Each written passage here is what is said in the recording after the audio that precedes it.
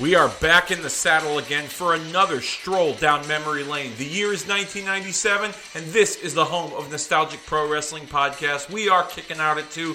Host Dave Rosenbluth, along with my man Dennis J. Levy, return. It's been a while. It's been a while. Yes, it's been a long while since we've been doing this. As you know, our all over the place schedule here, not weekly, maybe every other week, maybe monthly, but we're still pumping out content for all of you that follow us here, the Kicking Out at 2 crew, as I'd like to say.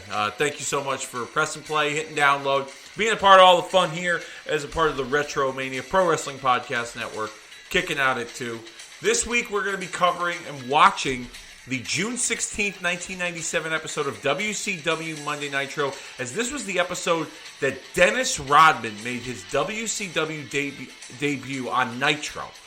This would be the heading towards the Bash at the Beach 1997 pay-per-view, where Hogan and Rodman would team up against Luger and the Giant. This is a pretty fun-filled Nitro. I remember watching this as a young Dave Rosenbluth. Teenage Dave Rosenbluth, so I thought as 39-year-old Dave Rosenbluth, we'd go back and watch this again. It's on the Peacock. I'll give you all the directions. But, Dennis, how have you been? It's been a long time. Really good. Work is good. Work is busy. I'm serving bartending. I mentioned this a million times, but to reiterate, so it's been good. Yeah. Good. I'm glad to hear it. I mean, it's been a while. Last recording we had was the War Games 1992 with Sting Squadron against the Dangerous Alliance. Justin joined me for that, and then I headed off to Aruba with my wife. We had our long overdue 6 years later, our honeymoon, finally. Amazing time. If any of you are listening, ever been, I suggest you go. We did the all-inclusive thing, horseback riding, snorkeling, beach, pool, island tour. I mean, the people were so nice. It's our new home. It's going to be our new vacation spot. 100% for sure. So, a great time as always. And then when I got back, I was ready to get back into the swing of things, back in the saddle, if you will. And I caught the COVID. I'm part of the club now. I'm part of the Jelly of the Month club with everybody else that's got the COVID. Both my wife and I, Mrs. Kicking Out at 2, she got the COVID as well. So, I kicked out at 2. She was down for a little while, but it was like an extended, a run-in, so to speak. So COVID took her out. They wrote her off TV. They did the injury angle. She was out for about a week and a half or so, which in today's wrestling standards is a long time when they write someone off TV. And but me, it was like half a TV episode. I was pretty much written off. So, but nonetheless, back, ready to do this. And hopefully you all are ready with us too. So go to Peacock, the worst app in the history of America. Go to the WWE hub, and then you're going to go to the WCW section on there, and you're going to search for Season 3, Episode 24, June 16th, 1997. It runs 1 hour, 36 minutes. So when I give you the countdown and press play, you're going to press play with me. I'm going to start this with the audio immediately.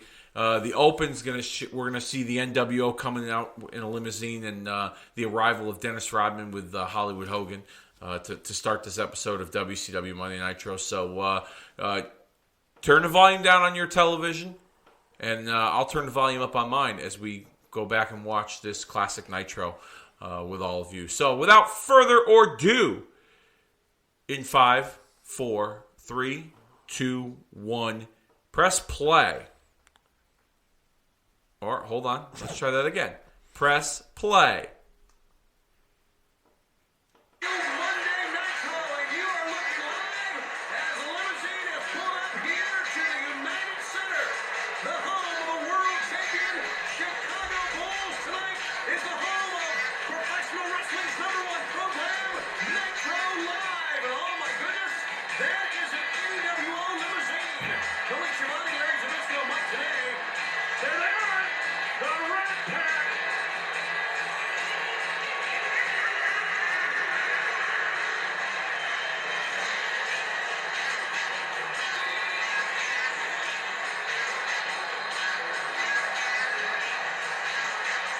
And as they make their way here, Larry champion. There he is. Hey, it's Dennis Rodman. Denise.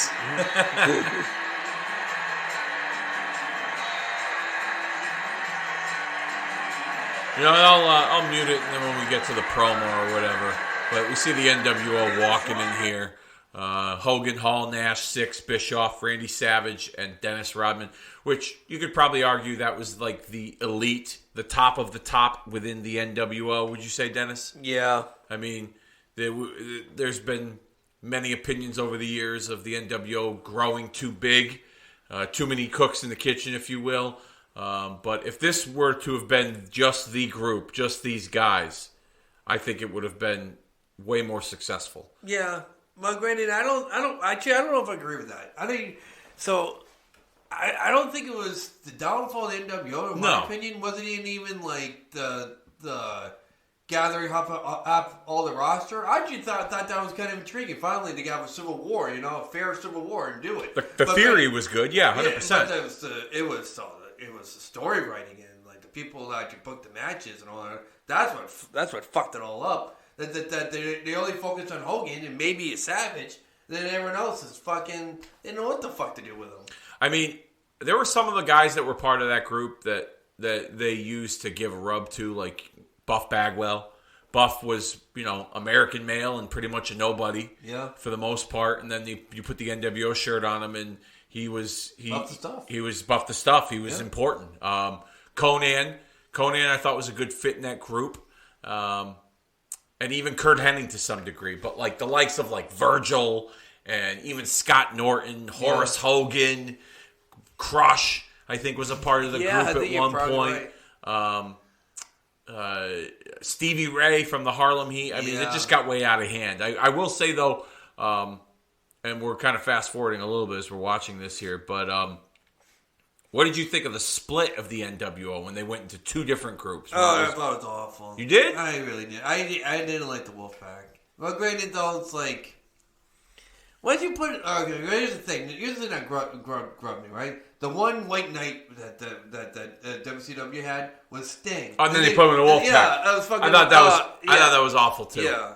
I didn't like that. I liked the idea and the theory that, the group got so big that there was infighting within each other, and they split, and like the Wolfpack was like WCW's version of DX at that time. They were a little renegade group within the NWO, and then Hogan had the Hollywood group, and I thought the theory worked. I didn't see that. I didn't expect that. I expected the NWO to be split up and disbanded completely, and everybody goes their separate ways. Maybe Hogan goes back to being a good guy, et cetera, et cetera. But I didn't mind the split as a fan, but I think it was way overdone and way watered down by that point. But let's play the audio here for the promo with Hogan, Bischoff, and Rodman. Welcome aboard, man. It is too sweet to have you here. 2 world champions right before our eyes. Oh my God!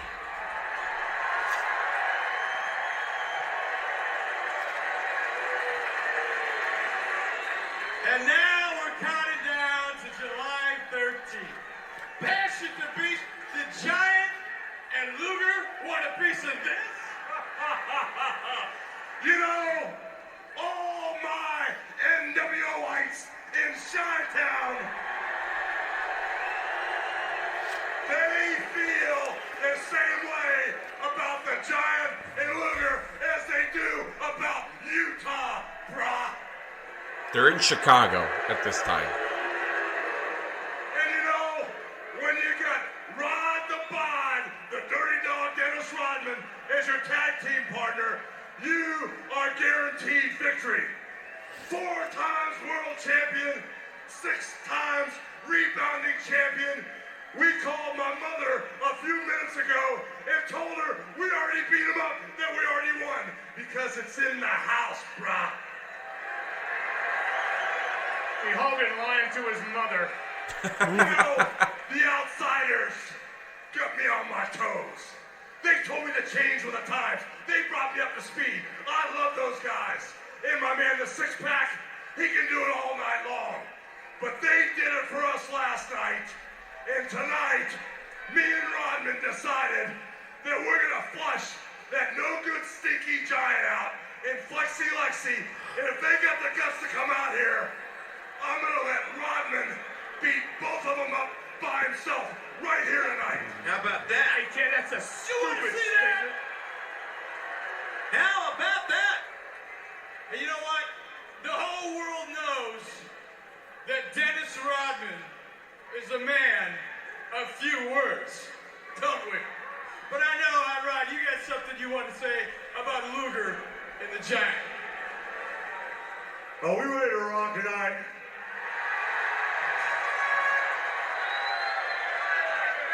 I can't hear you. Are we ready to rock? Yeah. Me and my man Hollywood, roundabout here. You know, we got Lex Luger, we got the Giant in the back there, you know. Lex Luthor. You know, This the is a Giant tough may one. be bigger than me. He may be bigger than me, but you know what they say, the old cliche? The bigger they are, that's right, baby. So Giant Lex Luger, where you at? They're probably all cringing in the When back. I feel Ron, bring him out here at any time during Nitro, and I'll watch your back, and I want you to body slam that stinky Giant for me. Everybody knows, Bischoff, that I can destroy Luger now. Like that! Like that! So Luger Giant, they're ready for you. Come and get a little piece of this. All right, set the tone here for this Nitro. It sounds like a challenge has been made here for Lex Luthor. You think that he actually knew his name, or that was him trying to tease him?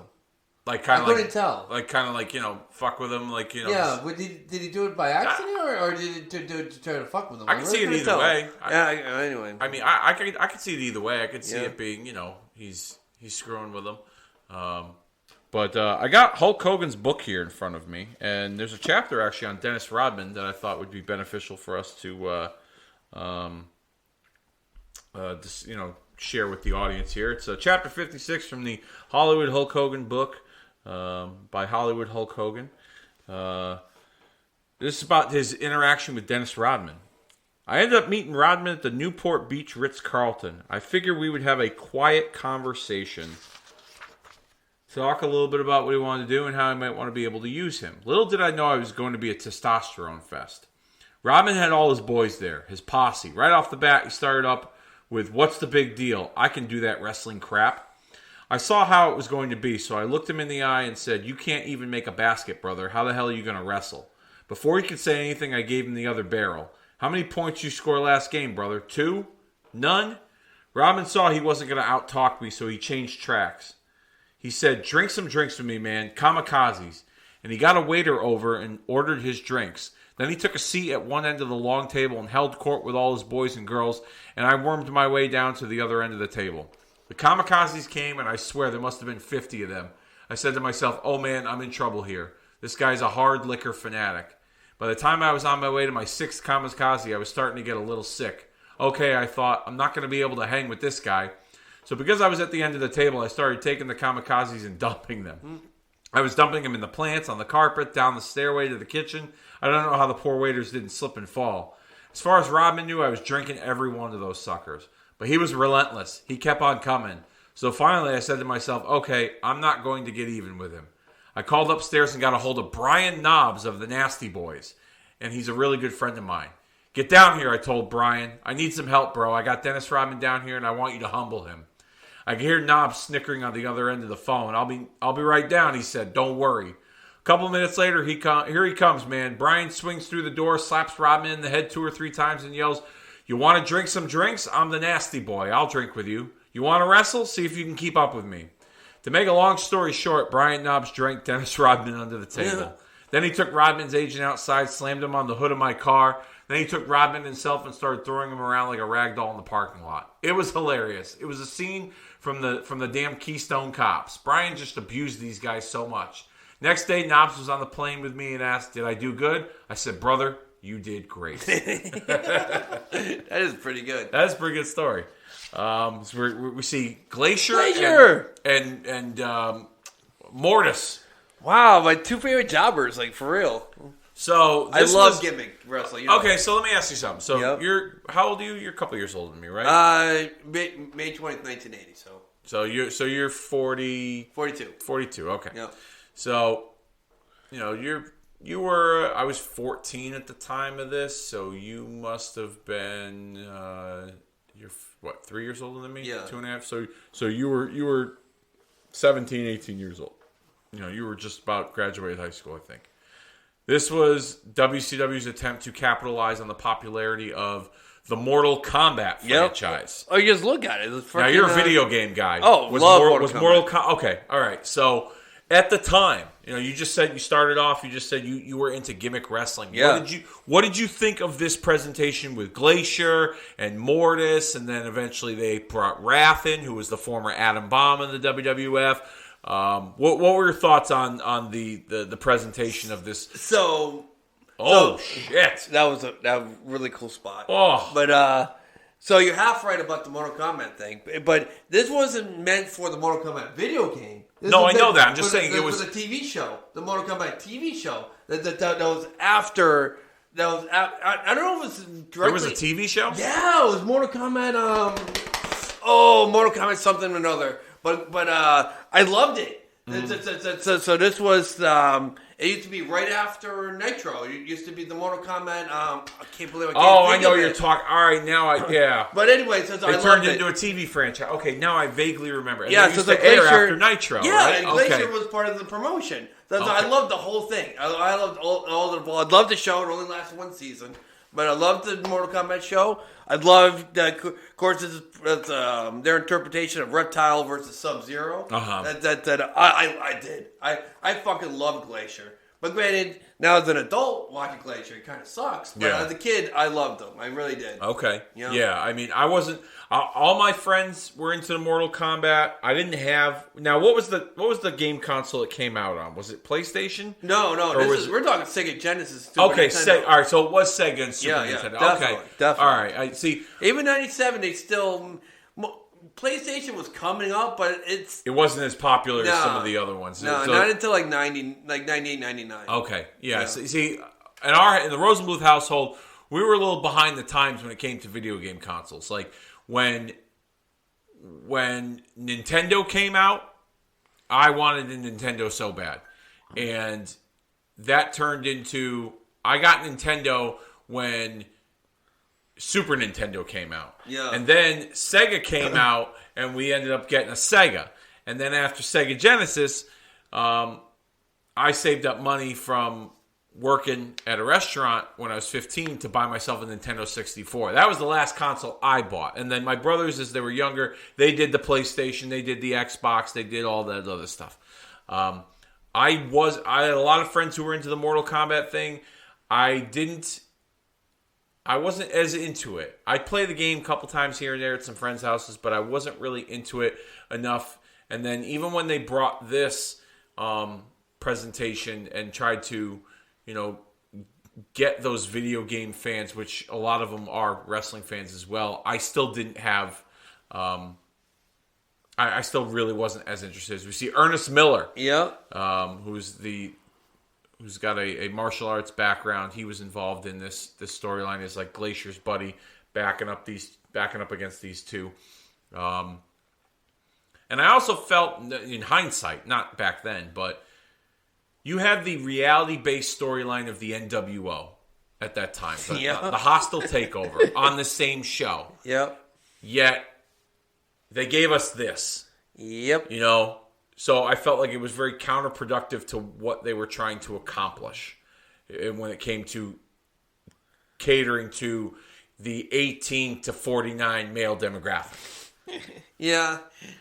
I mean, that's just the hindsight I look at it, and it's like, all right, I get the reason behind it. Mortal Kombat was a big thing back then. I totally understand it, but by the same token, you can make a very strong argument that it was counterproductive because what 18 to... I don't know. I don't know what... unless they were going to do a video game with these guys and put them in the Mortal Kombat game. That would be kind of cool. But anyway, that Glacier, though, obviously wasn't very over, so... No. I mean, the videos were cool, and you came out with the snow and all the other good stuff. And, speaking of... we were talking about this off air. Yeah. Of the females, Medusa, who very underrated female. We're gonna listen to this promo here with her and Mean Gene Okerlund. Career on the line. You lost last night in Moline. Medusa, has all of this sunk in yet? Whistling. Is she the babe? Yes. I Dude, came what- out here to say something that last night was the end of my wrestling career. So dumb. I agree. I am a woman of my word. And it was career versus title last night. And I ended my career. And Gene, I can't believe that I'm out here tonight. Take it easy. This is something that's going to take To some time. say, no, to say that I just want to say thanks that it's to every one of you out there that has made Medusa who she is today. And I just want to say thanks for all the support from all my fans, my family, and my friends. And I love what I do. And in my heart, I'll always be a wrestler. And Gene, Saying her goodbyes tonight here in Chicago. I just can't believe I'm in front of everybody saying that it's the end of my career. And I just want to say goodbye. And I love you all, man. Thank you, Medusa. What a touching moment here in Chicago. Tony, back to you. Yeah, I thought that was dumb too. I guess it was them just trying to get rid of the women's division because That they just started. Here's the thing: Akira Hokuto. yeah. They named one title defense after Medusa. Fuck if I know. Exactly. Yeah. Exactly. They fucking. And they brought her in with such fanfare. She came in with the WWF Yep. Women's title. She dumped it in the trash on one of the very first episodes of Nitro. And then they did nothing with her. Virtually nothing. I don't think she ever was a champion. She wasn't. I remember she fought Bull Nakano and Luna for a hot bit, but I don't think it was ever for the title or nothing. I don't think so either. And then, yeah, because they did the women's tournament. Yeah, I answered my own question. Because the women's tournament, the finals was her and Akira Hokuto, and Hokuto won, and she never won the title. Yeah. It was... You think that your inaugural champion would be Medusa? It's just, That's what I figured. Just because of the simple fact of the way they brought her in and how she dumped the women's title in the trash. The WWF women's title. On a live Nitro.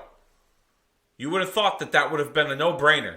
All right, we're going to build a women's division around her.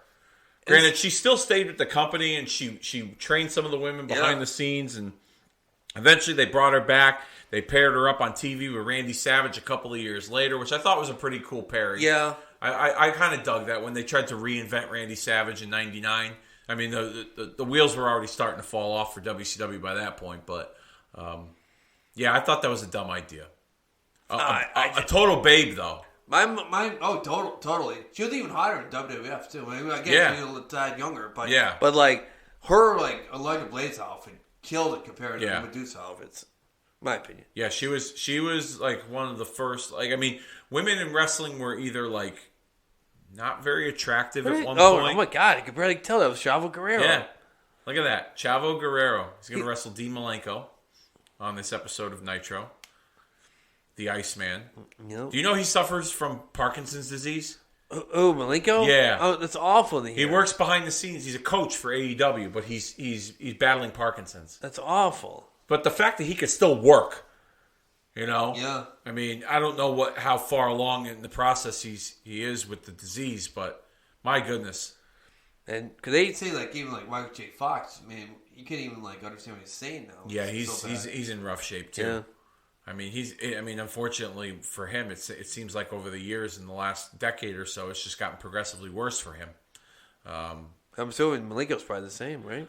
You know what? I mean, he still does public appearances. He still, does autograph signings at conventions. He looks good, but he's still able to coach the guys, behind the scenes in AEW. So, and Chavo's made a great career out of it.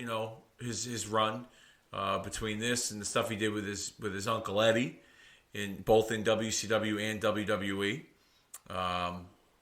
He's also made a a nice living for himself as the wrestling trainer and liaison for on the Young Rock TV show on NBC. Oh, really? Yeah, so he trains all the actors to take the bumps and That's stuff a cool like that. gig. I know he was involved in Lucha Underground for a little while. He even had a brief run on AEW as like a manager to Andrade. So Really? I totally missed that. yeah, it was like a quick 3-week thing, and then they dumped him. They dumped him off TV because he was going to be doing work on the Young Rock television series. And then there was an interview that came out recently that he was under the impression he still had a job with AEW. That he was going to come back. So he had some disparaging things to say about Tony Khan and the company regarding his dismissal. A lot of people are not talking highly of Mr. Khan right now. I'm talking about the shoot interviews now. Like the few releases of but anyway, I'm just Bischoff's got a thing. Bischoff and him have been kind of going at it. What's that all about? Well, I think I think Tony Khan, because of the. I think, because he's such a big fan, and he respects the history of wrestling, he's tried to compare what he's done to what Eric Bischoff did in WCW. He tried. Now, let me ask you this question, okay? We're watching Nitro right now. This is the height of WCW's success, in my opinion. 97, 96, 97, even you can argue maybe parts of 98, where they were super successful as an organization. Printing money, left and right. Tony Khan, in various interviews, has tried to compare himself to and AEW's success to the early days and the success of Monday Nitro. He's even compared CM Punk, Bryan Danielson, and Adam Cole signing with AEW in the same vein that Hall and Nash and their impact they had. He even said they've had a bigger impact on AEW than Hall and Nash had a bigger impact in WCW. Oh, that's ludicrous. Yeah, exactly. Now, he could just be talking out of his ass to try and get people to watch his show. I'm guessing. But, I mean, I've listened to some interviews with him. He was on Bischoff's podcast last year. This is before Bischoff was critical of the product. And, he sounds like a super fanboy, which I admire his passion and his enthusiasm for wrestling because... Let's face it, everybody that's come down the pike that's tried to compete with Vince McMahon in the WWE since 2001, some of them have had no experience. And Dixie Carter had no experience in wrestling. She was just the money behind TNA. Jeff Jarrett was the one that was kind of the wrestling part of management and trying to build the company in that regards. Tony Khan is a fan with a lot of money. Some will say a money mark, if you will. So, but yeah, Bischoff's had some. He's been constructively critical of their programming and the way that the company is growing, because I think based on his experience during this time in WCW. But by the same token, we're in a different era. There was no social media. There was no TikTok, no Twitter. Television is streaming now on the internet. That wasn't the case, 25 years ago. As we see Dean Malenko finishing off Chavo Guerrero with the Texas Cloverleaf in the replay here. But, who else have you heard that's been very critical of one Tony Khan? Oh, of course. My main man, Jim Cornette, Yes. I just saw a quote, worst amateur booker in wrestling, something like that. Yeah. That, I really want to be an AEW like wagon and say I want to be like a regular watcher and all that other stuff, but I can't. It sucks. It's not really a product. I know sucks is a bad terminology, but I hate. You know what though? I'm so used to I don't know what I mean, but WWE is so bad right now, but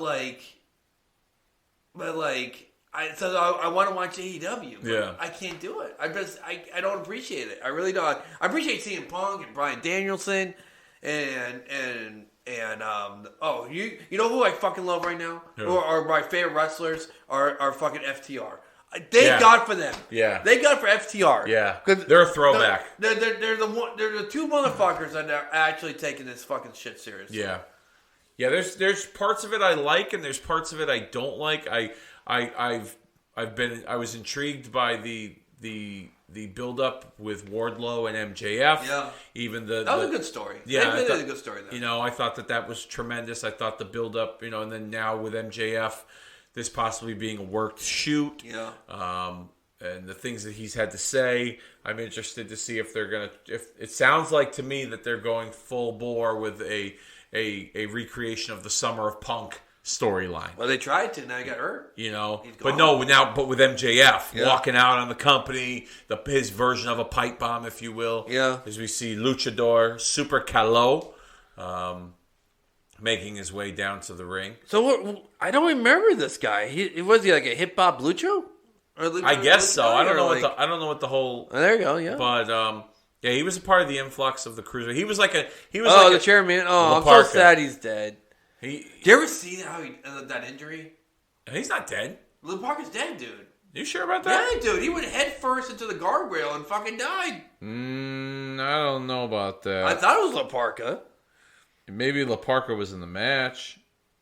I thought the chairman went head first into the guardrail and died 3 days later. That it was crazy. It was on the internet. Somebody did. I thought it was LaParca. Yeah, you're right. 100%. You gotta look up I'm looking at it right now. You gotta see that footage, dude. I'm looking at it right now. It was awful. I'm going on. Speaking of which, there he is. Yeah, poor guy. I had no idea. Yeah. Wow. LaParca. I'm reading an article from January 12th, 2020, when the world was just about to collapse. He died. He died going head first from injury sustained in a fall during a match in October. It was terrible. Ugh.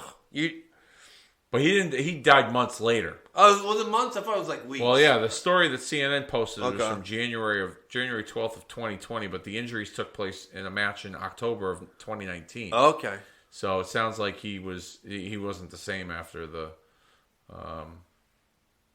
after that match. I'm serious. In the near future, I'll Google do it with a heavy heart and like one eye closed. That dude is really a nasty injury. It was nasty.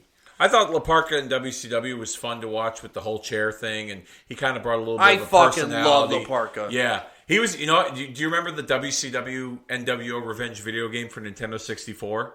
I hated the 64, so no. Really? Oh, okay. That was the graphics and anyway. The graphics had a cartoon graphic aspect that I liked, but I liked the gameplay because you didn't have to press up, left, circle, joystick, X, Y, Z to get one punch out. You could press all kinds of buttons and you did some badass moves. All right. So LaParca was one of the guys I used to like playing in the game. And then they used to do their taunts. So if you toggled the joystick, you would gain more power. There was a barcode up top that had the wrestler's name. Yeah. And if it was full, if it was green, full, that meant that they were at their top strength, but as you got beat up, the barcode would go down all the way till it was red, and then once it was empty, that usually meant you got beaten. They pinned you. And that was over. Cool. So, but if you use the toggle button on the joystick on the Nintendo 64 controller, you would the guy would do their signature their taunt or their strut. So LaParca, if you hit it, he would do his little chairman kind of strut that he would do. So cool. And then if you were, let's say you were Kevin Nash, he would do the signature arms raised in the air holding the wolf pack, or Scott Hall with the way he walked out through the curtain, stuff like that. So Six would do the crotch chop. It was a fun game. I used to love that game. That was one of the best games ever. Was that the game though? Actually, I might vaguely remember this. The WCW NWO Revenge. Think hard. Was this the one where LaParca, it came out of the ring with the chair, but as soon as the match started, ding ding ding, the match the chair magically vanished? Yeah. Yeah. So he'd come out, they would they'd come out the entryway, whether it was the Nitro, and you got to pick which arena you wanted to go to, which was so totally awesome. You could change their outfits, you could change the color of their ring gear, stuff like that. So I remember one time I was messing around and I changed when the NWO split and did the Wolfpack and the black and white. I took some of the NWO guys and I put them in like red and black, and then I took some of them, put them in white that's and black. cool, Yeah. So you could do stuff like that, which was a lot of fun. That was a classic video game, man. I know you weren't a big 60. You said you weren't a big I Nintendo hated 64, yeah. but Ugh. that was a classic video. And they had just about everybody on the roster in WCW at that time. Like all the NWO, you had everybody. It was such a fun game. I don't know what he's doing here. Oh, ooh. Alabama Slam, it looks like. I tell you what, I would not want to take an Alabama Slam. No, that could go wrong in so many different ways. I would do powerbomb all day, but Alabama Slam, no thank you.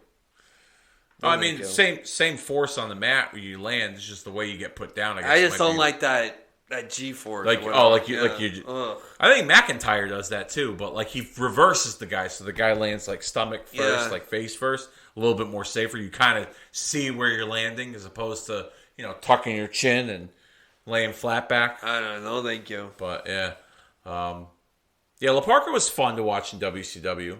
He was. He brought a little bit more personality to the Luchadors because you can make an argument. It's kind of hard. That's his finisher. The top rope Hurricane Rana? That's it. Anyway, whatever. I was hoping I wanted to see La Parka's finisher. I'm like, is it just a chair shot? Was that his finisher? I don't remember. I mean, I don't either. So I don't remember, to be honest with you. You know what I've noticed too with some of these. Oh, Jesus. Oh, my God. Did you see that? Look at that chair. Yeah, he broke it. If you're watching this with us, he just leveled him with a chair, broke the chair. It's one of those chairs. It looks like a chair you'd get in a classroom at like elementary school. Exactly what that is. It's not a traditional folding chair. He took, holy shit. Yeah, he broke it. And he broke it over this dude's head. And you wonder why people get CTE. Yeah, you can't. You won't be seeing. You'll that see spot. that now. No, you're not going to see that spot. I will say that AEW has done head chair shots, but they gimmick the chairs. Oh, yeah, that's right. I did hear that. But I hear one time they didn't give him a chair, and it was really and bad. It busted Cody up. Yeah, Cody. Yeah, Sean Spears nailed Cody, and he had to get like a bunch of stitches in the back of his head. Look at that chair. And he let him do it too. It's not like he put his hands up to protect to protect the shot either. He let him do it. My goodness. Holy shit. Let's listen to Gene Mean. Please join me in welcoming from the Windy City, the Total Package, Lex Luger, and the awesome Giant. Giant! What we heard on the program from Hogan and Dennis Rodman, the fans have been made here at the United Center. Yeah, Hollywood in the world. Look how good the Giant looks. Oh, yeah. $1 million.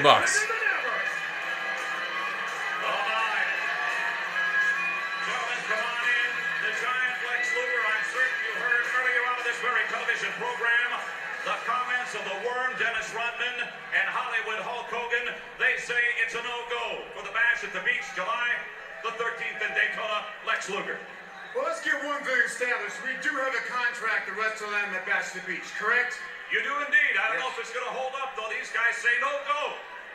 Well, I'm sure they'll honor it because, was that really Dennis Rodman? He is just so cool. And was that really Hollywood Hogan live in a living color right here in this building? I believe it was, Lex. Wow. I mean, the Giant and I didn't ride here in a limo, and we didn't bring our shades. And I don't even smoke cigars.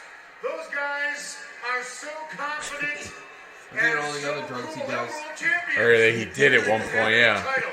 But you know what, Hollywood Hogan? You were so cool last week when I put you in the rack and you were staring at the lights on national TV and you said, I give. We heard him. That's right. And last week, the Giant was in Germany. But this week, he's by my side. But they are so confident. I don't know, Giant, we're dressed and everything, but maybe we should just throw in a towel today and just head back to the hotel. What do you think? Giant. Rodman! Hogan! I've got the guts, and I've got the guns, and I've got the choke slam! Oh my God. Yeah. That's kind of awful. Come into this! apparently that is a He looks human great, though. Lex Luger. I think what the Giant's trying to say in his own way is, yeah, there's match makes, but Ruth's so easy. If Ruth does pushovers, why not right here tonight in Chicago? Who else is the belt? How about you? Oh my God, ladies and gentlemen, I can't believe it. The challenge has been made by the time of Lex Luger. They want Rodman and Hogan tonight here at Nitro. Looks like AJ Styles and Shawn Michaels. Airbrush drawing, yeah. All right, we've set the tone. Look at that. Now we got a challenge accepted. Looks like we're going to have a little impromptu main event. By the way, this pay-per-view took place, this show took place, I should say. It's easy for me to say. Following the Great American Bash the previous evening, which was main evented by, what's his name? DDP and Randy Savage. Okay. As we see Jacques Rougeau. I love the Quebecers. The Mountie. I think they were known as Raw is crap. I think they were known as the Amazing French Canadians. There's Pierre, which he's still working today. PCO. Yeah, let's get the Bob Barker, but what's the name? Colonel Robert Parker. Yeah, thank you. Yeah. Oh yeah. Oh yeah. I'm a Colonel Robert Parker. Oh yeah. He's a Quebecer now. Fucking Colonel Sanders, for Christ's sake. Oh, he's a good. I liked Parker. I liked him. I liked Parker. Him with what was those? The redneck Stud guys. Stable. Yeah. Bunkhouse Buck, Dirty Dick Slater. He had Terry Funk at one point. Arn Anderson. Oh, that's so Meng was his bodyguard. I like the Stud Stable. Meng. I thought that was a cool little group. The Colonel Robert Parker here. I love Harlem Heat. And Harlem Heat. This is my favorite Harlem Heat right here was Sherry. This is my favorite Harlem Heat. This was a good presentation, I must say. Harlem Heat with Sherry and Stevie Ray. Although I did like when Parker was their manager too, and he was dating Sherry. That was kind of funny. That was kind of a fun dynamic. Yeah. But Harlem Heat, one of the greatest tag teams of all time. WWE Hall of Famers. They went in together as a team. Well deserved. Oh yeah, definitely well deserved. Amazing French Canadians here, Pierre and Jacques. You put the Quebecers in someday? I think they would put the Rougeaus in, Jacques and Raymond as a team. I think they'd put them in. If you put the Bushwhackers in, then you could put the Rougeaus in. But I would put the Quebecers in too, man. They were tag team champs for a long time in the 90s. Yeah, I mean, they had some good matches with the Steiners in the WWF. I remember some of those. Yeah. Those were some fun matches. Of course, Men on a Mission. Yeah, I could do without those matches. You didn't like those matches. No. I was busting balls. Yeah, busting balls. All right, I'm trying to think of who else. Quebecers.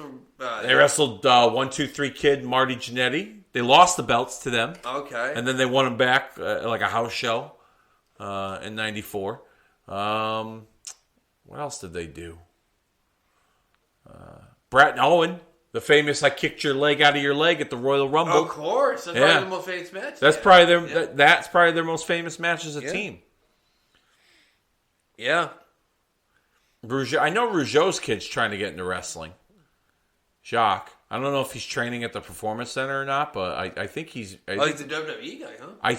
I think maybe. I thought he was going to be AEW. I really did. I mean, everyone's AEW. Yeah, they signed everybody. Yeah. They got enough for 4 traveling brands. You know what I mean? There's so many guys in their roster. It's insane. This here, not the best presentation of Colonel Robert Parker. No, I will say. Not. I like the Southern promoter, if you will, that he was. Not this French Canadian sympathizer. I don't get that uniform though. That's supposed to be the Canadian Army or something. I don't know, Civil War or some shit. I don't know. I don't know. It looks like the World War I, like Australian. I don't know. Yeah, he looks like a. Yeah, I don't know. I'm not even gonna try and think about that there. But Harlem Heat, man, definitely a staple in WCW tag team wrestling.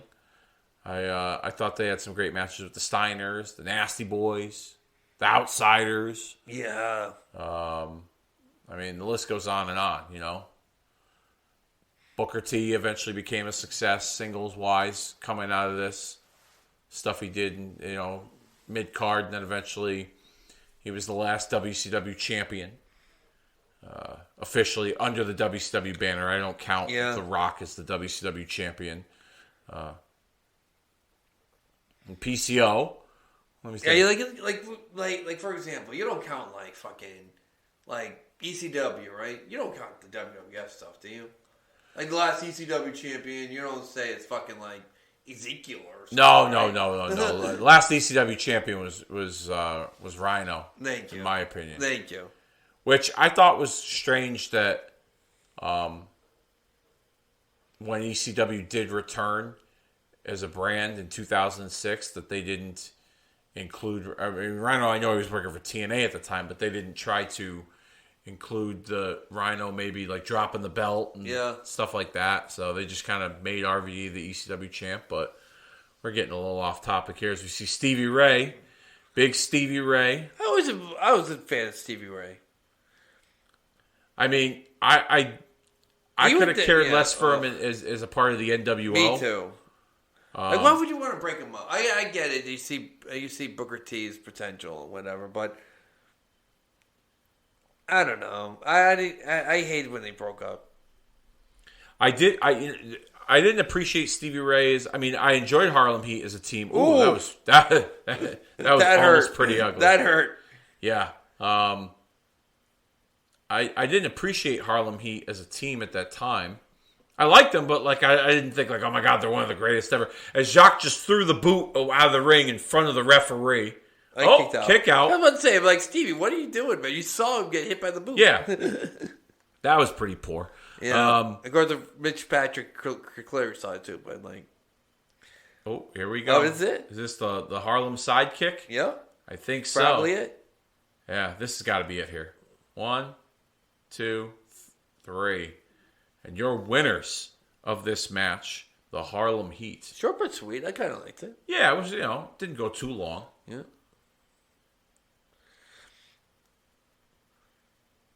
You remember when Stevie Ray... Oh, you didn't watch a lot of WCW towards the end. When Stevie Ray was a color commentator. Oh, I totally missed that. He was actually pretty solid. He wasn't bad. Who did he do it with? You remember? Shivani and Mark Madden, I think. Okay. Yeah.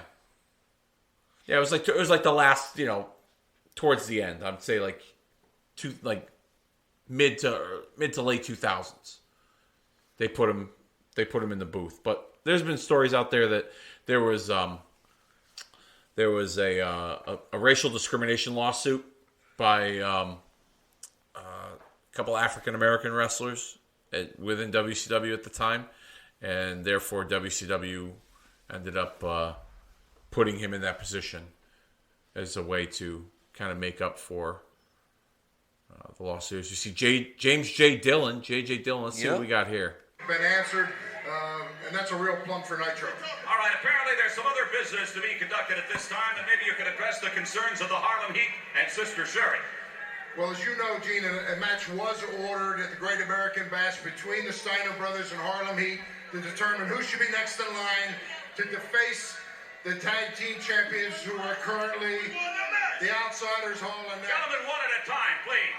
Respect. Oh, Curling. The match was over. Harlem Heat were declared the victors by disqualification. But, Gene, if there was ever a tainted victory, There was interference there. Wait a minute. What are you talking Wait about? just a minute. You said as long as we won. You didn't say how we won. Let him finish. It's very obvious to me that once again the NWO is attempting to manipulate the rankings, the standings, in order to handpick opponents. What other possible explanation could there be for Vincent coming down the ringside when the Steiners clearly had the upper hand, and as a result of his actions, the Steiners were penalized? Oakland, this is just another part of WCW and this crossover sucker right here. We know what's going on. We are the best. Wait a minute, you might be in cahoots with this man, We're Vincent. not in the cahoots with anybody. If anybody knows us, they know we stand alone and we can beat anybody, just like we did them two punks last night. Excuse me, Gene. In order to be fair to all parties involved, the executive committee has decided to order 1 week from night, right here on Nitro, 1 week from tonight. a rematch between who's the that? Steiner Oh, it's Vincent. brothers and Harlem Heat, and I guarantee you this time, Gene, we will not have a tainted victory. Or outside interference. Wait a minute. Deal around here, JJ. Wait a minute. What? What you want, man? Wait a second. Vincent from the NWO. That was an early Christmas gift from the real bad boys, the Outsiders, and the NWO. You trying to say that the Outsiders might have a better chance with us? Yes. Steelers? I'm just saying you got the opportunity. Let me tell you something, man. We will beat the NWO. We already beat the Steelers. And guess what? We finna whoop you. They suckered him in. There they go, pounding away now on Vincent Banks. We gotta get out of here. We'll be right back with more live on top.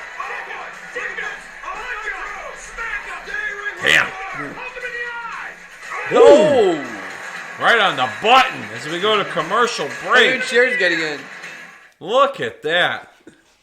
Harlem Heat putting a beating on the NWO. Nice All right. crowd. Yeah, full crowd there. United Center, sold out. Will be the home for the upcoming AEW New Japan Pro Wrestling Forbidden Door. Shocking, right? AEW does a pay-per-view in Chicago. I know, right? Well, I mean, it's a big market for them. They draw. Hey, I'm not hating it. I'm just saying, Chicago. Yeah.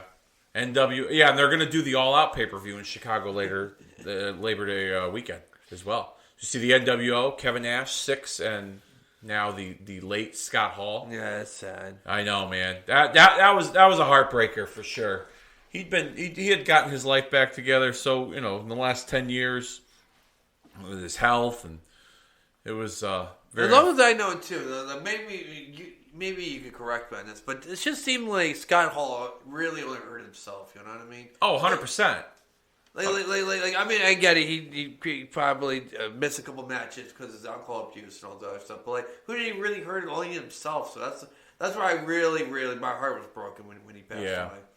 I mean, in the last, I had read an interview with Waltman here, Six.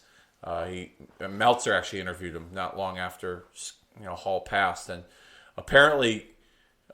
He was doing pretty well for himself, staying clean, keeping up with his health, and COVID did a number on him because he was living by himself, and he was his own worst enemy when he had enough time to think, and he got back into the habit of drinking again, and then he fell down and hurt his hip. And once he did that, that was the beginning of the end. Broke his hip, then had to have hip replacement surgery, and then complications from that came in the form of 3 heart attacks, blood clot leading to 3 heart attacks. It was just, guy.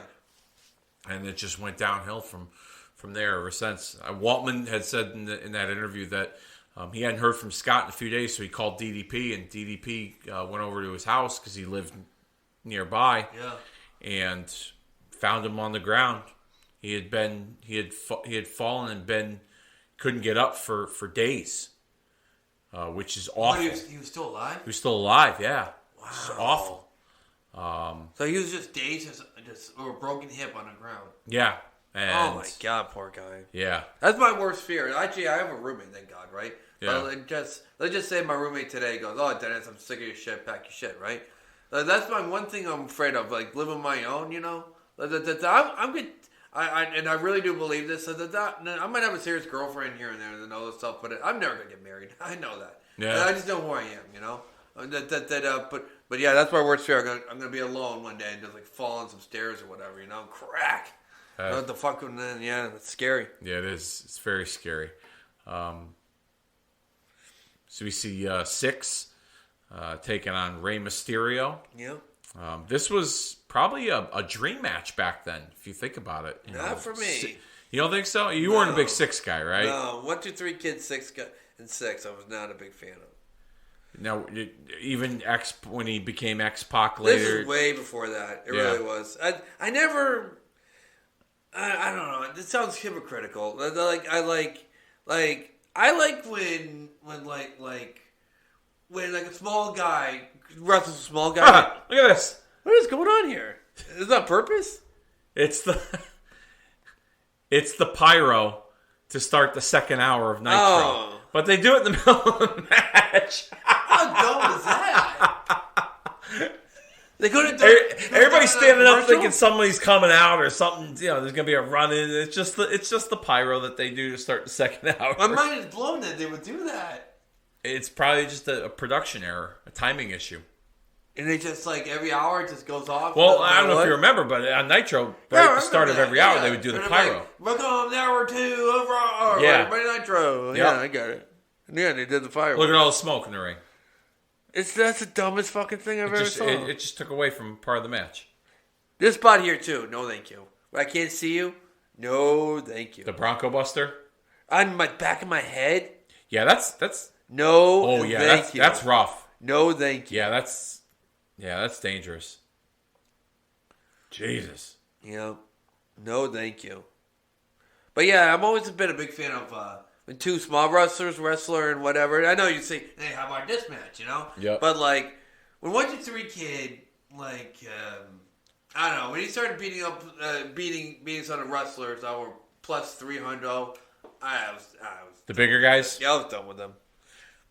So you didn't care for the whole match with Razor Ramon that got him on the match. Yeah, you're talking about the baby match? That was official when I was done with them. No, not the baby match. Yeah. I mean, that goes without saying. That was awful. Yeah. The diaper match, we got to put the diaper on. Yeah, that goes without saying. I'm talking about the first meeting on that memorable Monday Night Raw. All right, I'll admit. Where he had the upset victory. Finally got his first win over Razor. That was, it was getting so oversaturated with the jobber matches that was pretty cool. But granted, you could have done that with anybody.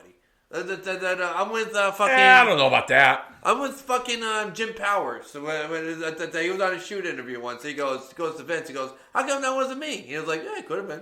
It's actually you, nerd. I don't know if Jim Powers could have done that as successfully as Waltman did. I mean, Jim Powers was a bigger guy than Waltman.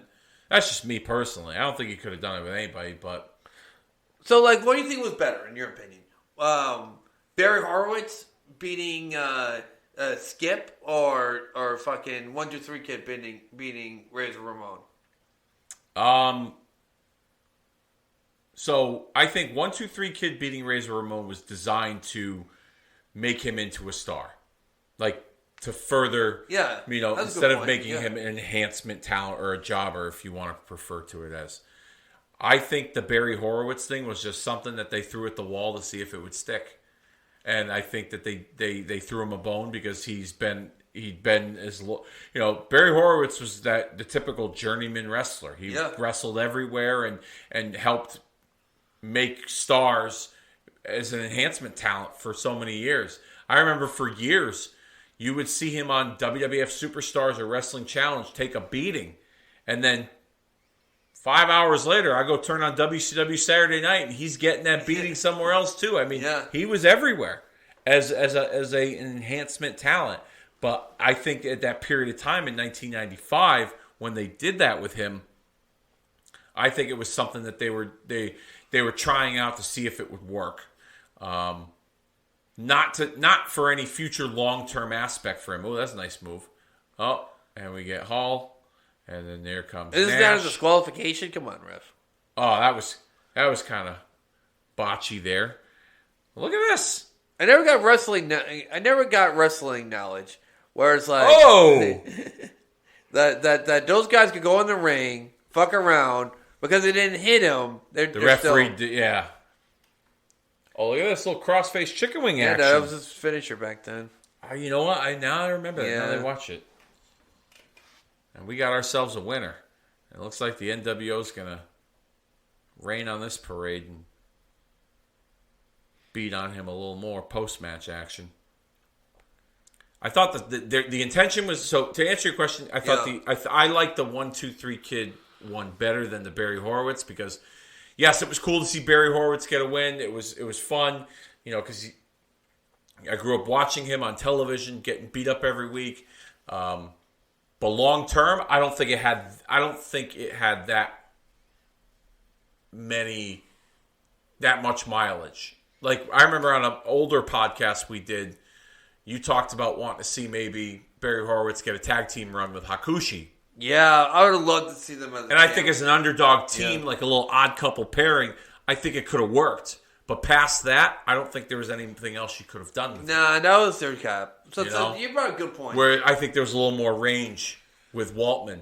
You know, he went 1, 2, 3 kid. Yeah. He was a babyface forever, and then he sold out to DiBiase and became this little weasel wrestler, which then eventually transformed him into Six as a part of the NWO.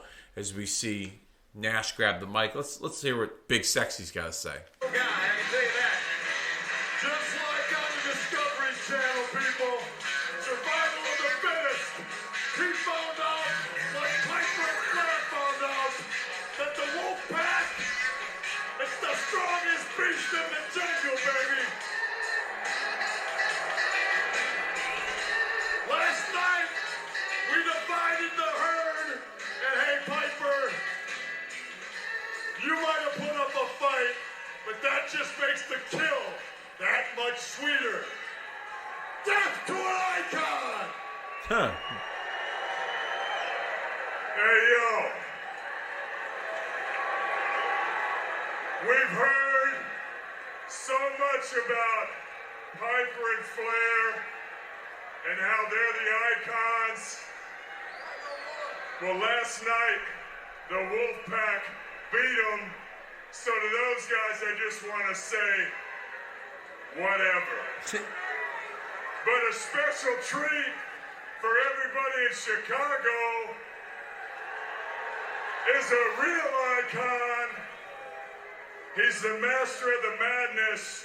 He's the one and only Macho Man, Randy Savage. It's a wonder he can walk. You know, we talked a lot about last night what occurred during that Savage trip too. I mean, they went everywhere. Miss Elizabeth, Yeah, she's a babe. my first crush. Destroyed the VIP section. She's one of yeah. That's for me personally. My first crush. That's a great question.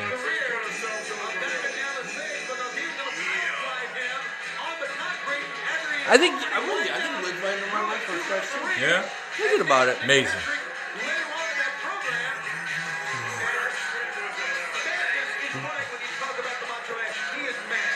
Savage battle last night almost mirrored the entire Great American Bash. Talked about a brutal physical action, all concluding with that main event Falls Count Anywhere war. Well, remember this, gentlemen. They weren't going to pile drive him on that floor just one time.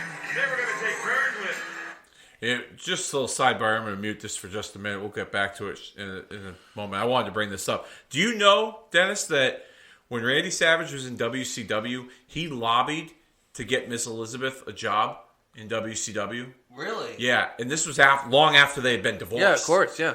And he remained friends with her and looked out for her and helped negotiate a pretty sweet deal for her to get into WCW,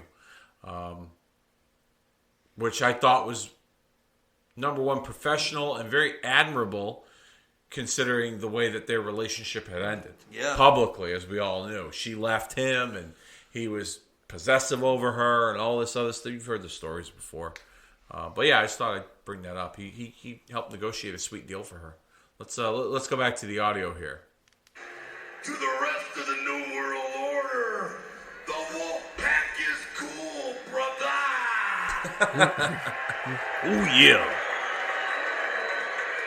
How about Hollywood Hulk Hogan and the Rodman right here in Chi-Town, the Windy City, oh yeah.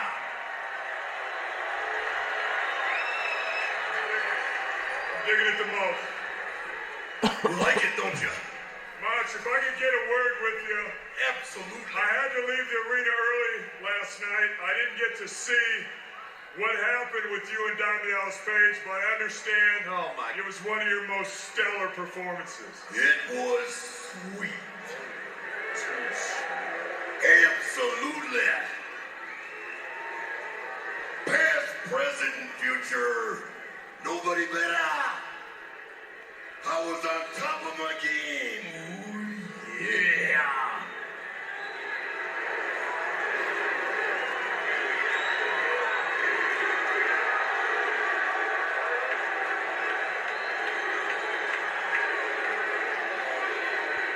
This is an incredible show. Hey! Savage! Where's that voice from? I'm over here, you idiot! Huh. DDP. Hey! Where is he? Nice job last night! He's up in the rafters. Kimberly, now that's a big. Yes. That you couldn't get the job done yourself. Ah, you did the job. You needed Hogan twice to take me out. And now you're tag teaming with Hall. Well, that's cool.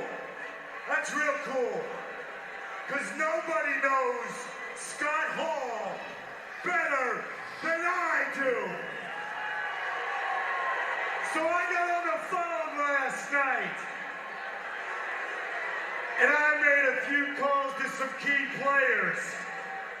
And I found myself a tag team partner. And everybody here knows who he is. So if you got the jack, Savage, and you too, Hall, let's get it on at the bash at the beach. Bang! Bang! He's got a partner, and he said everyone knows who it is. He's up in the rafters looking down at the ring. Keep running your mouth, Paige. We'll send Rodman up there to take care of you. All right. Challenge set for Bash at the Beach. Eventually, this would end up being Kurt Hennig. Would make his WCW debut as Diamond Dallas Page's tag team partner, which we'll talk about at another time. But, yeah, loaded Nitro so far. Yeah. Definitely a loaded Nitro. As we go to commercial break, we come back. Full house in Chicago. I think you can tell. Look at that. That was the site of the very. They hosted SummerSlam '94 in that arena. Really? Yeah, the United Center. Ultimo Dragon. Huge fan of Ultimate Dragon. Yeah. Oh, yeah. Yep. I was very sad that his push in WWF wasn't very good. I mean, it was during a time period where they were like hot and cold with the cruiserweights. Yeah, that's true. You know, I thought honestly that he would have, with the mask and the look and the presentation, that they would have been behind it more the way that they got behind Rey Mysterio. But I don't know what happened. He look like, seriously, he looks like should be an instant classic IC champion. You know what I mean? I would have thrown him in there. You know what I mean? But anyway, I don't know. Maybe. I mean, I thought he was going to get a serious run with the cruiserweight title in WWE. I thought that they... Did he ever win anything in WWE? I don't remember much. So. Oh, look at this. Jericho and Sonny Ono. I think this is Sonny trying to buy off Jericho. Oh, this is babyface Jericho. Lionheart Jericho. Oh, I like heel Jericho way better. Now, which heel, from WCW or his time in the WWE? WCW. Yeah. I loved heel Jericho. With Ralphus? Yeah, and I did that with the man of 1,002 holds and Yep, you did the spoof on Malenko. And he had that big list. He would read it off. Yeah. Oh, it's so good. Oh, that's classic. That's a classic. In fact, there was, I believe it was at not this Nitro, but it was in that very building where he did that that promo where he listed off all the holds he did. It was so and they went to good. commercial and He's doing right, and they were still doing it, and then they come back and I'll give my left nut for the fucking footage of him during the commercial break. I really would. Well, you ever heard the story about what he did during the break? No. So you do the match. Yeah. He reads off all the names at the end. You go to commercial, and he gets the word from the referee or one of the directors at ringside. All right, we're commercial break. So during the commercial, he's pretty much ripping on all the sports teams. The Bulls suck, the Cubs, the White Sox, the Blackhawks. Everybody sucks. He cuts this crazy heel promo, shooting down all the sports teams in the town. And then all right, we're coming back to commercial. So as they come back from commercial, the crowd is like booing the hell out of him because he just told all of them that all their sports teams suck, and he's reading the list of all the names of the moves that he perfected, that he created, and he's repeating them all: armbar and arm lock and figure 4 and figure 5. Like he was just going off about all these different names, but see, the timing of it couldn't have been more perfect, you know. Like I said, on television, when you could watch it and he comes back from commercial break, you would have thought that, you know, that the crowd was just so sick of him hearing him call the moves. But in between the commercial break, he ran down the sports team, so it was perfect timing. I thought it was pretty cool. I just remember when us and we were at the Hartford the Money in the Bank match, and I just remember it was a fucking what's his name with the guitar, fucking. You know, Elias. So yep. Elias doing a promo, and I'm like, if he says anything about Whalers, you know I'm gonna fucking lose it. And he fucking did. 3 minutes later, you're like, he fucking did it. Motherfucker! Yeah, you just don't mess with it. Oh man, you don't mess with teams. Yeah, you don't do. I know. The home sports just don't do it. He was on a run at that time where he was going through the sports teams. I remember he did a promo in Seattle with Kevin Owens where they blasted the Supersonics and the place went nuts. It was like the most heat I'd ever heard a crowd produce in like the last 10 years. It was just the monstrous boos. Like you couldn't hear yourself think. But anyway, I wish I knew about that earlier. But Jericho with that promo, I just thought he just was random. He went off the list of all these different. That's funny though. Yeah, I thought it was pretty good too. Yeah, I enjoyed it. These two had pretty good chemistry with their matches. Both these guys could both wrestle a paper bag. So yeah. Did they ever have a pay-per-view showdown at all in any federation?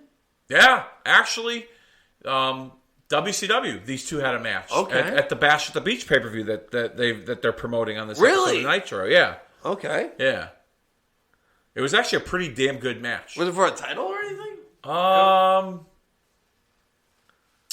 trying to think. Who was the Cruiserweight champion at that time? It was Six. Yeah, Six, yeah. I don't think it was for a title. I think it was like bragging rights, just, like maybe for a shot at the title. I don't remember to be exact, but this was Jericho's. This was probably one of the last times he had wrestled as a cruiserweight during this period of time, because I believe it wouldn't be till I'd say the latter part of 1997 where they turned him into a heel, and he was actually no, I'm sorry, I'm mistaken. He did wrestle the cruiserweights a lot more after that, especially when he was a heel. He was going through all the masked wrestlers, Mysterio, and he was the cruiserweight champion. He did that was the angle with Malenko with the list and the 1,004 holds. So, but this was nice move, double underhook. Wow, for the victory. I accept that. That was a great finish. Yeah, I like that. That was a great finish. The reversals, the counters, and then the double underhook bridge. Ultimo Dragon. Close-up shot there. Yeah. As we go out of... I was hoping to see the Dragon Sleeper, and that was a fucking awesome finish. No, it was still a good finish. Yeah, that was a great finish. You don't see many guys using a finish like that, even during that period of time. Yeah. Back from commercial. Rabid fans. She kind of looked like that lady who kind of looked like British Bulldog's wife. I thought that was... Diana? I was convinced I was her for a second. Interesting. Yeah. Fucking love Lee Marshall. Lee Marshall on the road. It's criminal how underutilized he was in WCW. Criminal. He had a great voice. Yeah. I liked his work. I didn't know he was totally retired until about 10 years ago. Yeah. I never knew that. I know. I didn't know that either until a while back, years back. He was also play-by-play in the AWA towards the end, the very end. And the last time I ever saw him was Wild Woman of Wrestling, the first season, like in 2000. Either 99 or 2000. Okay. 2001. Oh, he was still doing some wrestling? Yeah, it was him and David McLean doing the commentating. Yep. In 2000? 2000-ish, yeah. So he probably... okay. Yeah. So he was not with WCW by that point then? No. Okay. See, I didn't remember when he got let go or when. Looks like we're gonna get a Four Horsemen promo maybe, or a Ric Flair promo with the red carpet. So we see Gene Mean with the red carpet. So we see Gene Mean. It's Roddy Piper. Well, I gotta turn the volume up for a Piper promo. I mean, it's Roddy Piper, for Christ's sakes. He's on the Mount Rushmore, the greatest talkers of all time. Let's. Yeah, I mean. At least in my opinion, you think CM Punk's a better promo than him. I was busting your balls. No, you weren't. You were fucking dead serious. I don't think I was. You were dead serious. But let's listen to the greatness that is Roddy Piper. They very much aware of what took place last night at the Great American Bash between you and the Nature Boy Ric Flair. You're two of the greatest stars in this great sport, two of the greatest stars we've ever seen in wrestling, and I've got to believe there's some kind of a misunderstanding. Well, I want to clear something up right away. Dennis Rodman, you cannot borrow my kilt tonight. I don't care. And neither can the ones that are booing. Now, in our fine sport, I've been around and I've been to the zoo a long time. And if shameful part ain't getting knocked down, the shameful part's not getting up, and I'm hearing all kinds of things about where was Flair. Halfway through the tag match, Flair decided to go out and get his hair done. That's what somebody told me. Personally, I don't believe it. Ric Flair has been one of my best friends for that many years. That's a lot of years. And I don't believe the rumors are saying about Ric Flair leaving me to the Wolves in the ring. And next time I'm left to the Wolves, I'm going to make a pair of slippers out of them. So what I want to do is I want to hear it from the horse's mouth himself. If Flair duped me, I want Flair to tell me. So bring out Ric Flair. How about that? Piper calling for the Nature Boy Ric Flair, the 13-time former WCW heavyweight champion of the world, a man that is very popular here in Chicago. Listen to the reaction of this capacity crowd. Oh my. He's in the house.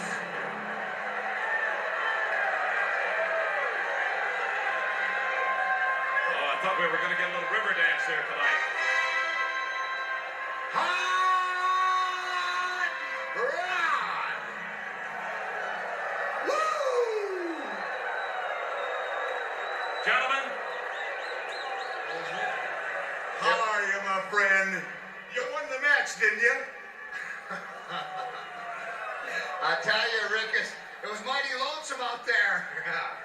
You know, I've been alone all my life, but you left me with a couple of Sasquatches. I come back in the dressing room, there ain't no Flair, there ain't no Flair bag, there ain't no Flair Liberace robe, there ain't no nothing. This is the first time I've seen you since last night. How you been, champ?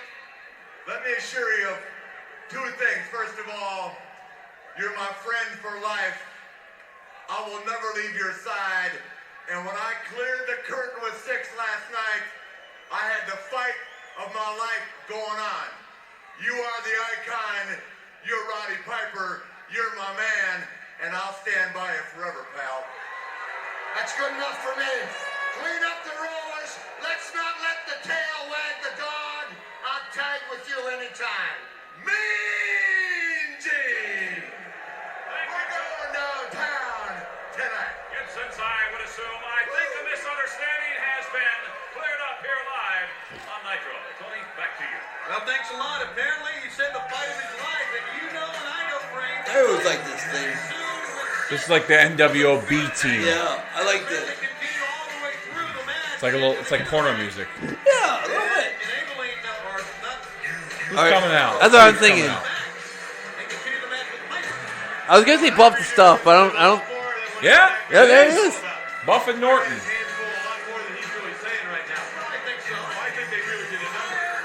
It's interesting because I always had a soft spot for Scott Norton. I love Scott Norton. I thought him and Buff as a team, as a part of the NWO. I thought it was a pretty. If there was anybody, if you could have shrunk the NWO down, I would have gotten rid of Virgil, Stevie Ray. I I would have. That's a good start. Horace Hogan. Fucking Mike Rotunda. Yeah, they got rid of him. They got rid of Boss Man, Big Bubba. I would have gotten. Did Bubba ever really make it to NWO? I thought it was kind of like the joke where he tried to go in the NWO and it looked like he might finally be initiated. Big Boss Man. They started it first and then he eventually joined. Okay. And then they removed him out of it. I forget why they pulled him out of the group. They just did. And then he became part of the Dungeon of Doom. Or, I don't remember. See Jeff Jarrett, Deborah, and Mongo McMichael, who's currently, He's in bad shape. Is fighting for his life with ALS, Lou Gehrig's disease. Have you seen some of the pictures lately? Some of the guys from like Ric Flair's visited him, the Bears, Mike Singletary. I know I at least Jim saw McMahon. one or two photos. Yeah, he's awful. He's in rough shape. shape. He does not look like the same person. No, it's awful. And it's happened so fast too. I would say within the last year, publicly, he's declined tremendously. I remember when it was last year, I believe, when I first found out that Mongo was suffering from this awful disease. There was a picture of him with Ric Flair, and he was sitting Mongo was sitting on a stool, but he had no use for his hands. His hands were just kind of like open, but the back of his hands were like resting on his knees. Yeah. And the article I was reading, he lost the use of his hands, so his wife had to pretty much do everything for him, even down to lighting a cigarette. Because he couldn't drink, couldn't eat. She had to feed him, do all this other stuff. And then the decline continued to the point where the last picture I saw was a picture with him and Mike Singletary, former teammate on the Bears, on the 85 Super Bowl team. And Mongo, bedridden, can't move, just hardly recognizable. It's awful. And I didn't know this either until recently, but he's not in the Pro Football Hall of Fame. Steve Michael, of course. Yeah. He was Really? Yeah. He was nothing to go home. Mike Singletary. But he was a big part of that 85 Bears team. Yeah, but he wasn't if they didn't have him, they're still winning the championship. They're still the greatest team of all time. Maybe because I'm too young, I didn't remember much of for my first introduction to Steve McMichael's when they put him on Lawrence Taylor's team at WrestleMania. Yeah, put it in perspective. When he was on the Lawrence Taylor team, then people go, "Whoa!" No, but I will say though, when they did the angle where him and Kama had that pull apart brawl on that Monday Night Raw, that's when I was like, "Oh, he could probably be a wrestler full time." But I'm just saying. And then he comes to WCW, he becomes a horseman. Even though I didn't really care for him as a horseman, he still was a fun personality. Yeah. I mean, he had a personality on him, definitely. A gift of gab, if you will. He could talk, but wrestling-wise, there's Mongo Twitter accounts that are dedication to the botches that Mongo would have in some of these matches, which is hilarious, but considering the circumstances, considering the circumstances right now, people probably wouldn't be. But it'd be in poor taste to be posting stuff like that about his wrestling career. Yeah, there's a lot of good ones that with the funny music and stuff, just to make all the some of the botches. Yeah, but you're right though. Now, of course, it's out of taste. Nice suplex. What did you think of Jeff Jarrett as a horseman? Hated it. Yeah, I always hate Jeff Jarrett. I was never a big fan. The only time I kind of sort of liked him was not during his matches, but during his promos of the J.E. The Double J? Yeah, that was pretty good. That was pretty funny. I thought he did well with the Double J character. People hated him, and I thought he was a good... And he was hated for the right reasons. Yeah, I think he did a great job as a heel. He wasn't my cup of tea. That's it. Yeah, I get it. Yeah, not everyone, I thought that they kind of forced...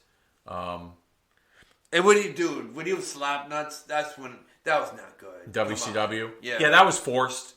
I get it. He was...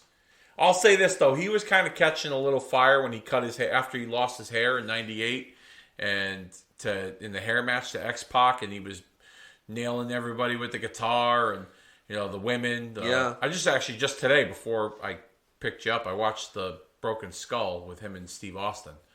Wasn't really impressed.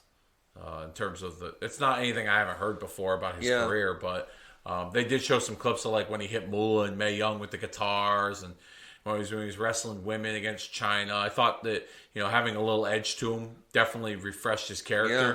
But in WCW, he didn't really do anything at the end. Not this run. Yeah. But even like his WWF run or WE whatever after China, did he leave? Yeah, he left. He went to WCW Okay. like the next night. I He can't showed up remember- on Nitro. Really, I can't remember him. And he blasted Bagwell with the guitar, and then that's when eventually they tried to reform the NWO with like him and Bret Hart, Hall and Nash. Do you remember that experiment? Kind of. The I NWO remember Bret Hart, 2000. yeah. Yeah. And then it all fell apart when Bret got a concussion and the whole Goldberg thing. Good mechanic in the ring. Could get heat. I thought the Double J character was like a mid-90s version of Honky Tonk Man. You know? That's a good analogy. Because like Honky that. Tonk Man was the Elvis impersonator, and he would say, "Oh, I'm going to sing for you," and then he'd be like, "Nope, you don't deserve it," and he would use the guitar. And then when Double J did it, I thought it was pretty good. Matches he had with Razor Ramon, Shawn Michaels, pretty good stuff. I liked that Razor feud. Yep, that was fun. Rhodey. I didn't like the Shawn Michaels one that much. But yeah. You didn't like the Michaels one that much? Nah. How come? You just knew who was going over. You know what I mean? Yeah, that's true. Like I really thought Razor and I'm looking back, I'm more shocked how dominant Jeff was in that feud than he was over Razor. But I really thought that was gonna be like a 50-50. Like this is really close. Like feud where. Like you just knew who was going to win between Johnny Boy and Jeff. You know. Mm-hmm. Yeah. I mean, looking back on a mile away, you could probably figure out Shawn Michaels was taking the title, but Well, see, I'm shocked about. He never stop me if I'm wrong, but did he ever have a pay-per-view where he was going for the championship?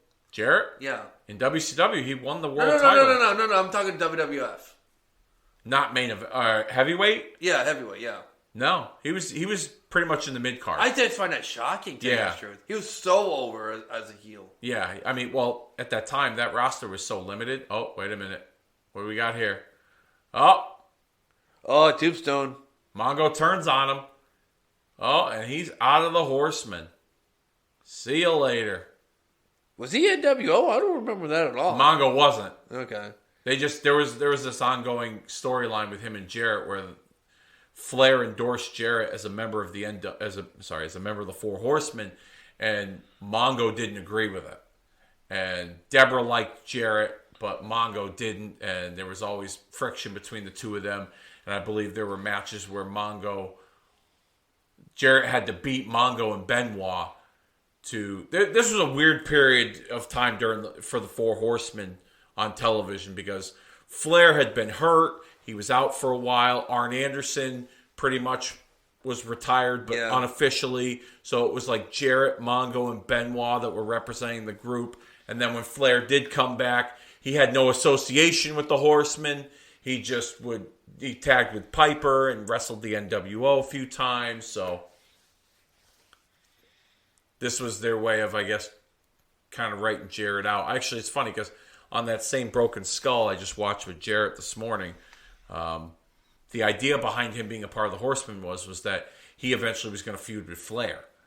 But because there was so much talent on the roster and politics and different things that factored in, Jarrett and Flair never really got to have that blow-off match. I think a lot of it had to do with the fact that the NWO the Four Horsemen was seen as it was like a mid-card angle at this point. They were mid-card all the way, with the exception of Flair. All of them were bouncing around the mid-card, and Flair would do his thing against the NWO or even his stuff with Piper here. So it was just kind of seen as less than. This was probably I wouldn't say the worst incarnate. Yeah, I didn't like this version of the Horseman. I didn't. How about Paul Roma? Yeah, you know where I was going. In theory, I understand why they did it. And they wanted to make a guy. Okay. In theory, I understand. But the execution of it, yeah, and the fact that they were baby faces, I think it was poor. That's right, they were baby faces. Yeah. It was Flair, Arn, and Roma, and then Ole was supposed to be the manager, but that lasted for like a week. And so then it was just the 4 Horsemen, but with 3 guys. They never had a 4th member. And they were feuding with the Hollywood Blondes, which was a great tag team. Yeah. Me personally, I would have dumped Roma, and then Flair and Anderson endorse Austin and Pillman and make them the 4 Horsemen. That would have been a badass 4 Horsemen right there. Or you dump Roma. At that time, they had Barry Windham as a part of in WCW, but he was in a singles. He was in a singles role, feuding with the Horsemen. Put Windham back in the Horsemen, and then make Dustin Rhodes a member of the Horsemen. Imagine the dynamic you would have there. Dustin as a Horseman, his father feuded with these guys for so many years. Yeah. He joins the group his father was the arch rival of, and then maybe that's how you can introduce Dusty into the fold. That's interesting. That would have been an interesting concept to see the NWO here. Let's play the ad for this for the T-shirts. NWO for Life shirt. Sweet. Get your NWO for Life T-shirt for only $20. Just call 1-800-NWO-0242. Fly the new colors, New World Order. Look what we added. For life. The preceding announcement has been paid for by the New World Order. Classic stuff there. The voiceover with the black and the white. I thought that was really innovative and creative way of inserting the NWO onto the show. Yeah. And I think we are getting towards the end, this main event here. We're going to see Hogan and Rodman.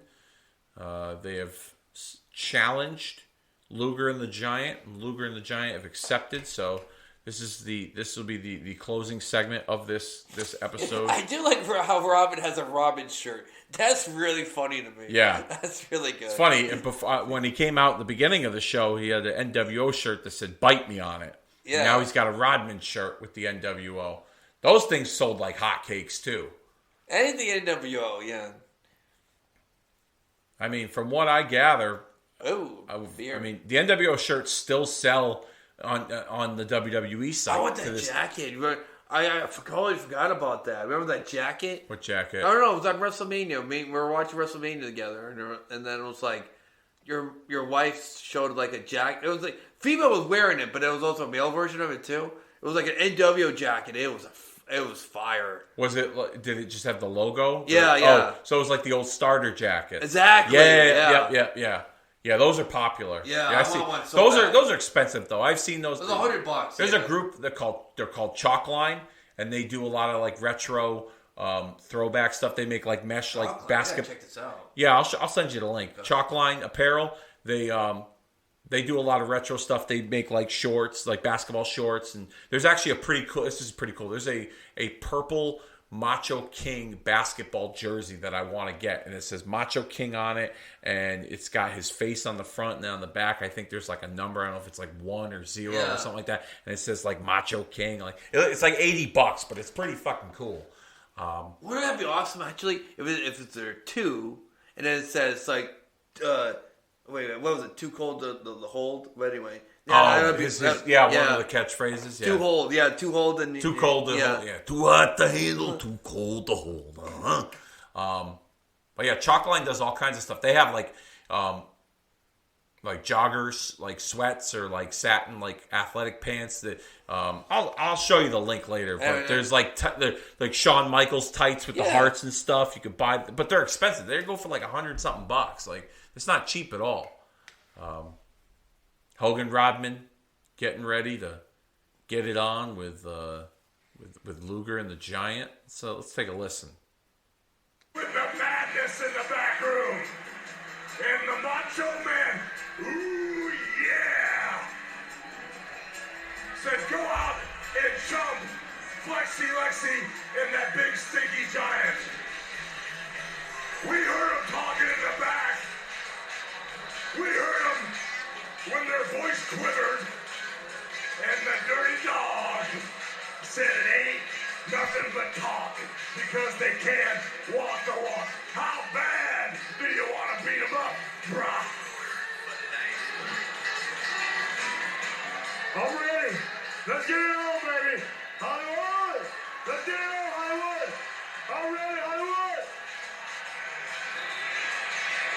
He's ready. That's our way. Hogan. Where you at? the shirt. Where you at? We'll stay out here all night long until you cowards come out here. Get out here and take the beat you deserve. I'm doing anything again. Get out here. Calling out What's that? Here they. We're going to step out for a very short break. When we come Get him out here. Luger and the Giant in the main event.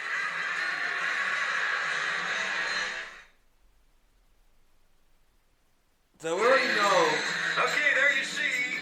So, we're, Rodman and Hogan still in the ring. so this is the main event for Best in the Beach, right? You know, Yeah. Well, I mean, this. we're waiting for 2 minutes. 2 minutes. I still haven't seen the Giant. Lex, you know what? You know what? I'm wasting my time. I got somewhere to go tonight. You know, I don't want to be here all night. So let's get the hell out of here. Hey, now, hold on a second. And where are Luger and the Giant? You got me. Hogan and Rodman now walking away from the ring. And here we go. Now I hope they meet him right in the alleyway here. That may have been Luger's plan. Good point, Brain. You're probably right. I don't think this was like an unofficial match. Or I don't think it was an official match, I'd say. I think it was just like a confrontation. Like, come out and fight us. Not necessarily a match, per se. Hogan and Rodman do not look so cocky and confident the way they looked at the beginning of the program and then just 2 minutes ago. All right, here we go. Rodman's not backing up. He's saying, come on. You know how much you're at a disadvantage when you try to crawl in the ring and you take your eyes off your opponents? They really wanted to wait till they got out of the ring, I thought. But now they've chased them back in the ring, so they got to be very cautious getting to the ring area once Who's again. that in the back? Mind game. Look at that hairdo. Wow. Dennis Rodman, Hollywood Hogan, Giant Luger, big time sporting main event here, fans. Big time athletes in that ring. And Hogan, apparently Hogan cannot wait to get his hands on him. And everybody's standing here. And look at this now. Once they get in the ring, they want to back up here. I wonder how much preparation Rodman and Hogan have done together. No way how arrogant and cocky they are. Here they go. Rodman is in the clutches of the Giant. He's got him. And the Giant trying to get him up. He's got him. Look at this. He's got Rodman up. Does he ever?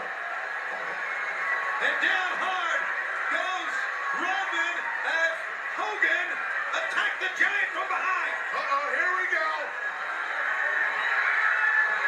Well, you see fear in Hogan there, don't you?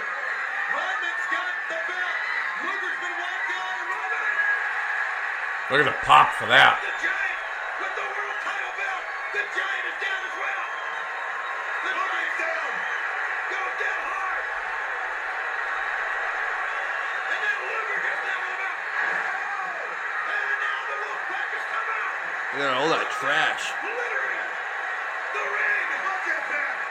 The NWO in a massive assault on Luger and the Giant. Rodman's got. Fans are popping, but they're throwing trash in there. It's weird. Once again, we have seen a master plan. Damn, those are some elbows. Look at that, Tony. Rodman doesn't. He's not afraid of anyone. He's got the Giant laid out. And there he is, a member of the NWO, Dennis Rodman. In the clutches. Rodman's got the world title belt. And he's going to get the spray can out.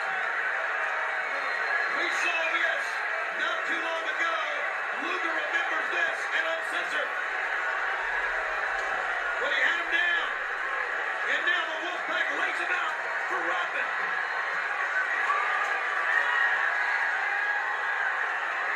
For the NWO spray painting. They lured him into the ring, not on the premise of having a match, but on the premise of taking him out. He couldn't spell NWO. Did you notice that? Rodman spelled no, and then Hogan had to write the W at the end. No way. Yeah. 6 against 2. Straight He must have just forgotten or like got lost in the moment. You know what? If 10,000 people were looking at me, maybe I was. Yeah, I can see. I guarantee you something, Shivani. When Luger gets two and the Giant gets two, this is not over. Look at that mess. If I'm the Giant and Luger out, get me out of this thing. You know what? That's disgusting.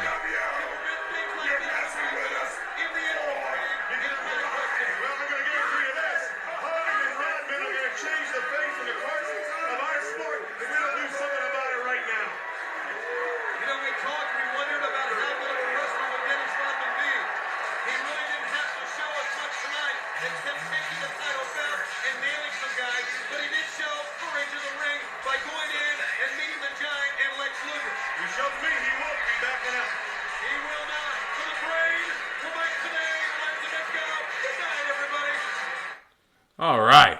That is the end of our Monday Nitro watch along here on Kicking Out at 2. What did you think of the episode? Very smooth. Very smooth. Yeah? Yeah, that went down easy. Yeah. I always get worried about, because me especially, I remember things that were like the last thing. So I remember WCW being pretty shitty. And that's, I forget the good stuff. I really. Yeah. So I was worried, but now I'm very glad I saw it because that was a lot of fun. It was a lot of fun. Like I said, it was something. I was an episode I remember, distinctly watching as a young teenage Dave Rosenbluth, and it was a lot of fun. I remember that Monday night. It was summertime. School just got out. I got to stay up late and watch Nitro. My parents still tried to. Actually, what was I, 14 at that time? 97. I was still sharing a bedroom. It was 4 Rosenbluth boys, and we had a 3-bedroom house. So I was still sharing a bedroom with Daryl. So we didn't have a TV in our room at the time. But then as I got old, the year went on, I got my own bedroom. Daryl, I think they moved the TV room to make his bedroom, and then I eventually got a TV, and I could stay up late and watch Nitro and Raw and things like that. But we didn't have a TV in our room, so usually it was bedtime. But I remember this particular episode. It was one of the first ones that summer I got to stay up late and watch it. So yeah, I know. I was 14 and my parents put a limitation on us. Trust me. There's a lot of parents out there that used to do that back in the day. Unlike parents out there today that let their kids do whatever the fuck they want, and then they just shoot up a school. You know what I mean? So, but I'm not going to get on that rant. But let's put this one down for the 3 count. And next time you'll be back, right? Yeah. Back next time. We're going to watch the June 30th episode of WCW Monday Nitro. So 2 weeks following the one we just watched. Live from the MGM Grand in Las Vegas. And that is the night that Curt Hennig debuted for WCW. I believe that was also the same night that Raven made his debut for WCW as well. So, pretty loaded Nitro on that show. I believe the main event of that show was Luger, DDP, and the Giant against Savage, Hall, and Nash. So there's a lot going on in that episode of Nitro that we'll get to watch with all of you in just a few weeks here on Kicking Out at 2. So with that being said, I think it's officially time we put this show down for the 3 count, and we will see you all next time.